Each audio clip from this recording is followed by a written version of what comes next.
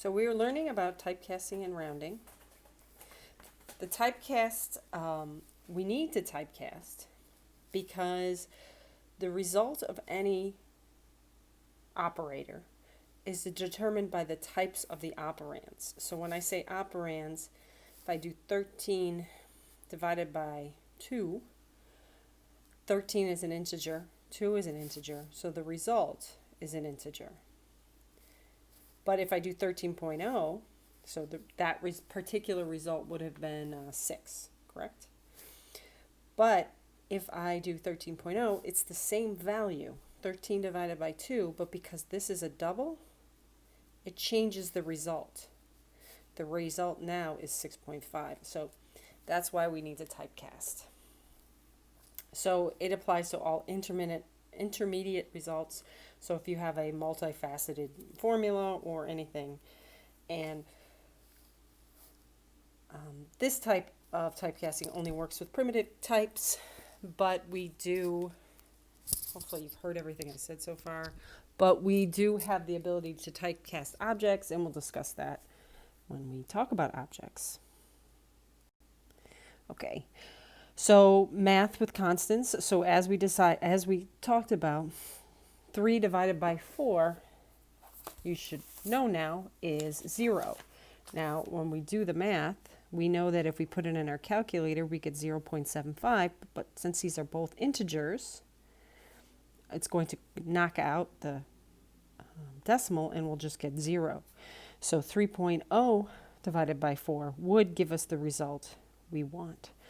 So, well, if that's what we want, I don't know. We might want the 0, who knows? So it will give us the decimal portions. Remember, if one of the operands is a decimal, the result is a decimal or is a double, regardless. So the question is, how do we do the variables? So how do we do this if it's not 3 and 4 here, it's x and y?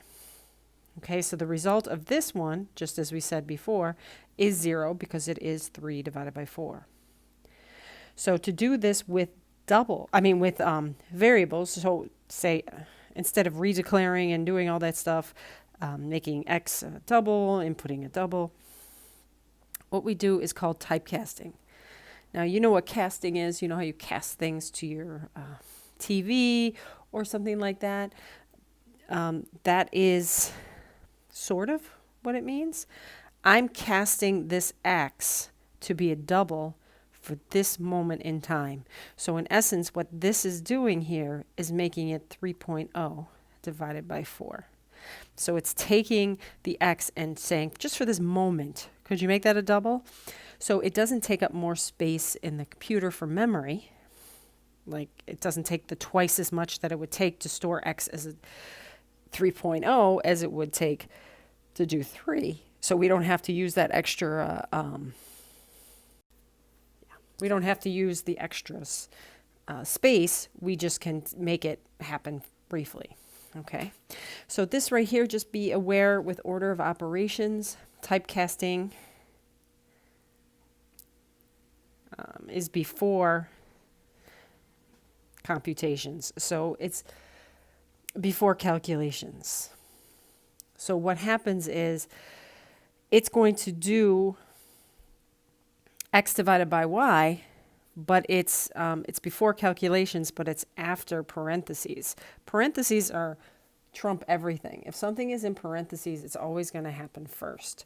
So it's going to do this x divided by y first. So in this case, this one, if x is 3 and y is 4, it's going to give us 0 here and then change it to a double for that brief moment in time.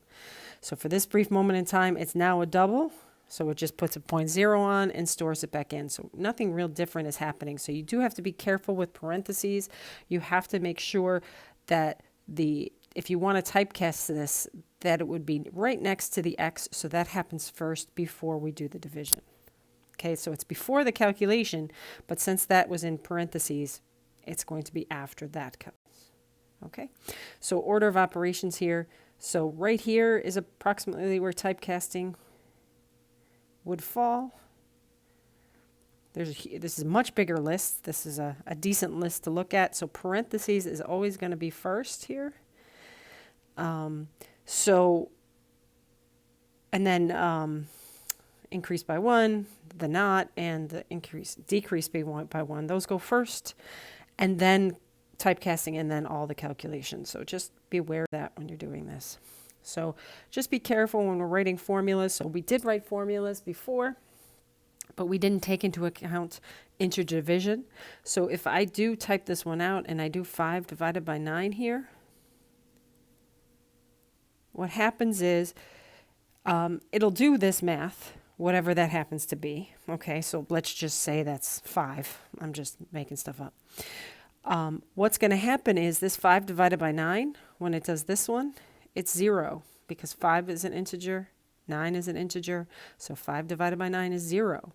So 0 times 5, this, regardless of what we put in for Fahrenheit, it's going to be 0 Celsius. So this one we would have had to fix by making either the 5.0 or the 9 have a 0.0 and typecasting that briefly. So watch when you're doing formulas that when you divide, you're not, well, you are getting the results you want. Okay, so that was when we were typecasting to a double. Now we also can typecast to an int. So let's discuss that briefly. So we use typecasting. The first way that we use it is typecasting to help us round. So when we're rounding here, you have to use both the facts that we know so far. So we know, I'm going to use purple. So we know that if this happens, if we type this, we're going to get 2. That 2.6 is not rounded. 2.6 rounded should be 3. So how do we get that to happen? So let's just do a couple examples so you can see, follow through a little bit. So if round me is a decimal and some decimal is a decimal, remember when you're rounding, and this is the key to this, at 0.5 and higher, it's going to round up. So 3.5, you know 3.5 when rounded, we want that one to be 4.0 or 4. So if I typecast it right now, if I put int some decimal, that's going to give me 3. So what I do, and if this was in class, I would have you work it out. But if we use that 0.5 piece, if I add 0.5 to anything that's 3.5 or higher in the 3 integer range here, it's going to give me something that has a decimal, has an integer value that's the correct one. So it's going to give me 4. So this is going to give me 4.0, and then I int it, then I typecast it with an integer. It drops this off, but then it brings it back as a 0.0 again. So for example, 7.7. I want to typecast it. I'm doing it with the numbers just so you can see what's happening. If I take 7.7 and I add 0.5 to it, what that's going to give me that is, what is that, 8.2? So then this is 8.2, so we'll do this math and then typecast this to drop the 2, so then in the final answer would be 8.0. Because round me is still a double. It's rounding it to the nearest integer, this typecasting it just for this brief moment, basically to cut off that decimal piece. Pretty exciting. So it works with also with things below, between 5.0 and 5.4, or any integer 0.0 to any integer 0.4. So if I take 5.1 and I add, first I add 0.5 to it, that result will be 5.6. So then when I typecast it here, it's going to drop the 6. So my final answer would be 5 for this one because I typecast it, but then it stores it in a double, so then it is 5.0. So that is the essence of rounding. So why would I do that if I have a 5.1 and I know, well, if you know it's a 5.1, then you can round it yourself. But most of the time someone inputs something, we find an average, and we're not sure what the decimal is. So adding 0.5, so we're going to be typecasting the sum of whatever decimal you have. So an average, something someone entered in, whatever. And we're going to add 0.5 to it first. So it's in parentheses here, so this is happening first. And then you typecast it to an int. So a question to you is, the same basic idea, this 0.5 situation, I'm wondering if you can you round it, or can you think of a formula to round to the nearest tenth, hundredth, even 100? This basic idea of rounding, this is rounding to the nearest integer, which we do use a lot, but you can also round using the same basic concept. You're not using 0.5, but you're using similar numbers. So think about that. That will come up in programs and things like that. So how do we round a negative number? Well, hopefully you can kind of figure this out. All we really do is the same basic idea, but it doesn't matter if it's negative or positive. We can't add 0.5 to this. If I add negative 3.5 plus 0.5, what's going to happen is I'm going to get negative 3, and then typecasting that would be negative. That's wrong. This one rounded should be negative 4 or negative 4.0. So what we have to do, instead of adding, we need to go the other way. We need to subtract. So we take the number and subtract the 0.5. So it does matter negative and positive when you're rounding. So this will round it to negative 4.0, and then when you typecast it, that comes off. Same deal with this one. You just typecast it. So it's negative 8.7 minus 0.5. And this would be negative 9 point, I hate sevens, 9.2. Then you typecast it, this comes off. And then when you store it, it winds up being 9.0, because remember, round me is a double. So it works with numbers that are between 0.0 and 0.4 also. All you do, same thing, typecast negative 32.2, subtract 0.5, and then you're going to get negative, excuse me,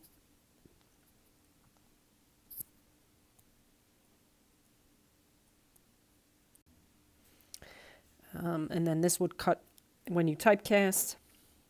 This is going to come off, so you're just left with negative 32, 0.0. So the general formula for rounding a negative number is typecast, but you have to subtract, rounding to the nearest integer, that is. You have to subtract your sum decimal from it, 0.5.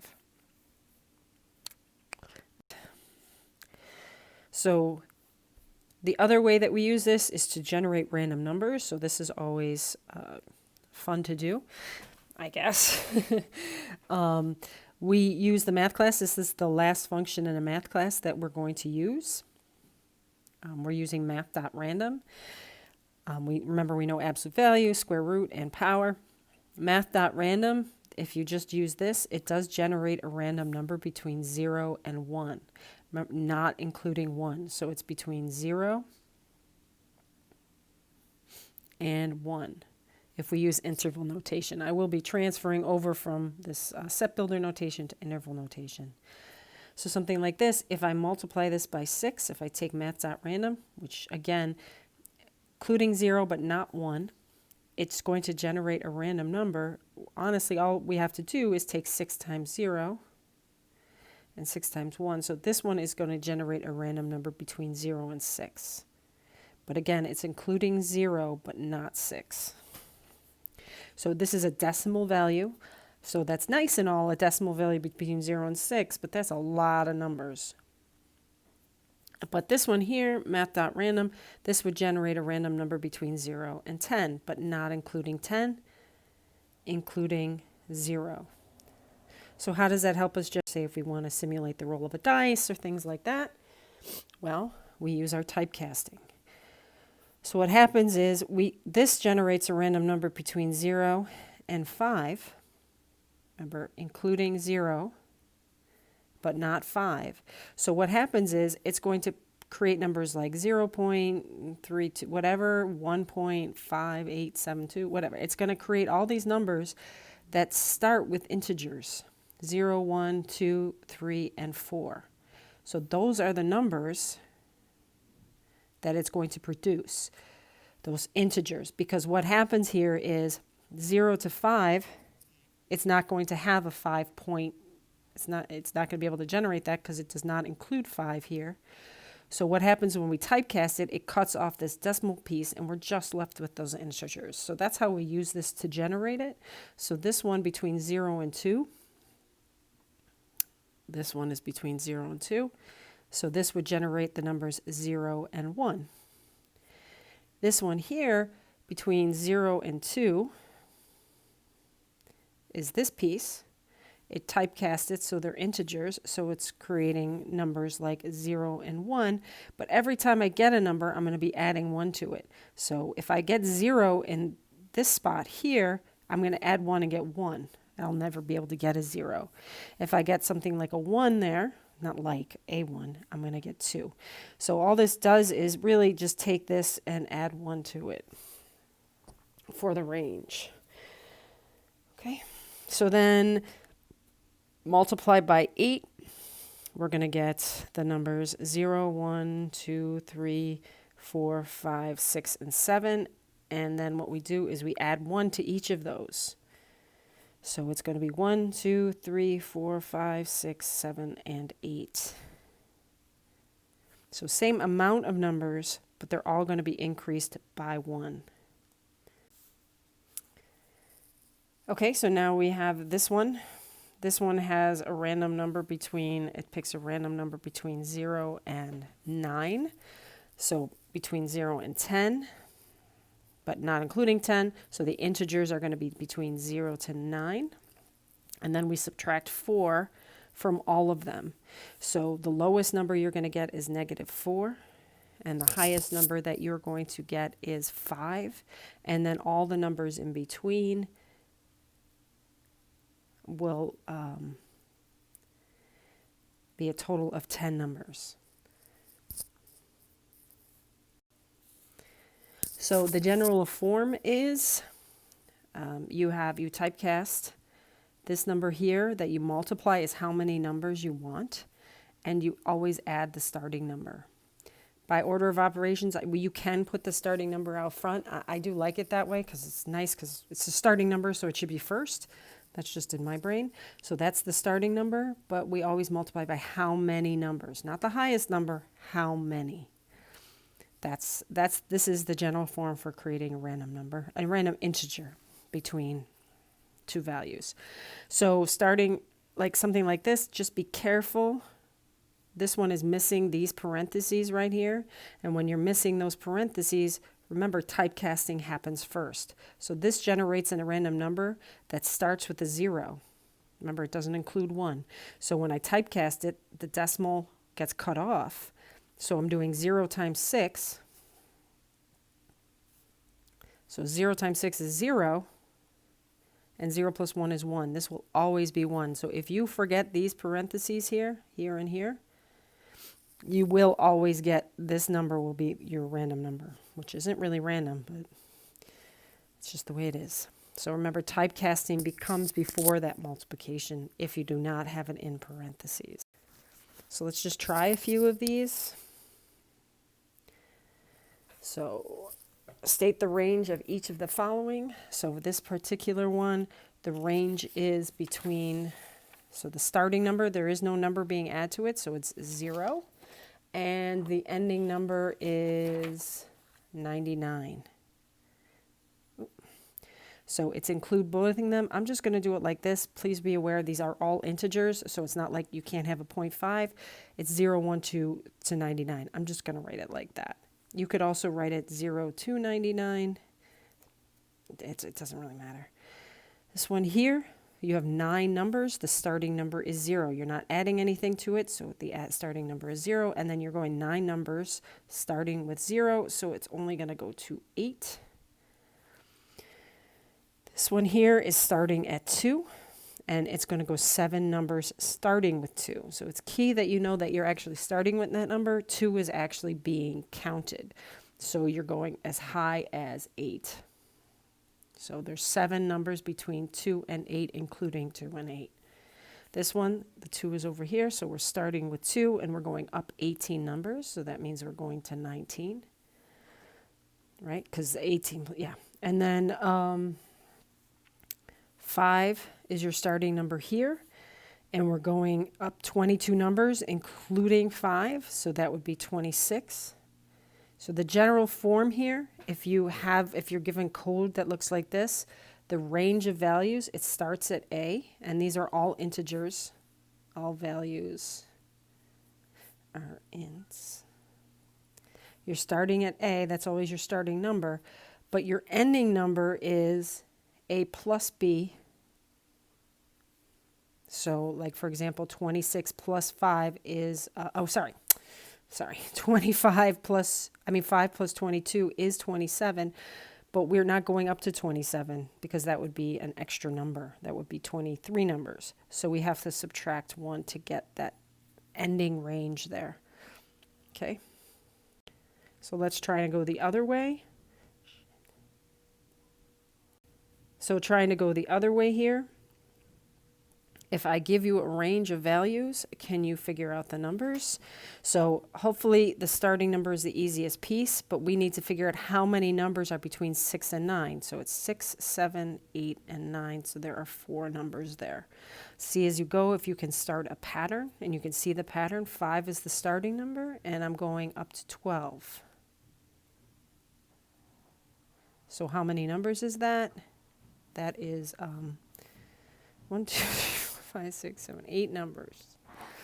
Okay, how about 0 to 9? We're starting at 0, so technically we don't really need this code right there. You don't need the 0 plus, but it doesn't hurt anything. And then we want to go up to 9. So there's 10 numbers between 0 and 9. Then we have 13 is our starting number. There are 7 numbers between 13 and 9. So I'm not doing it. 14, 15, 16, 17, 18, 19. Okay. And then my 40 is the starting number. And then 49 is the ending number. So that's 10 total values. All right. So can you figure out a general rule here? The general rule, hopefully we got, if our range is A to B, A is our starting number, so how many values are there between A and B? Well, you can, for example, for this one, 49 minus 40, see that when we subtract them, we get 9. That's not enough. It's missing that starting value 40, so we just add 1. So we take the larger, so that's B minus A, figure out what the difference is, and then it's 1 extra because we have to include the 1 number that's in the range that was missed. All right, have a great day. See you.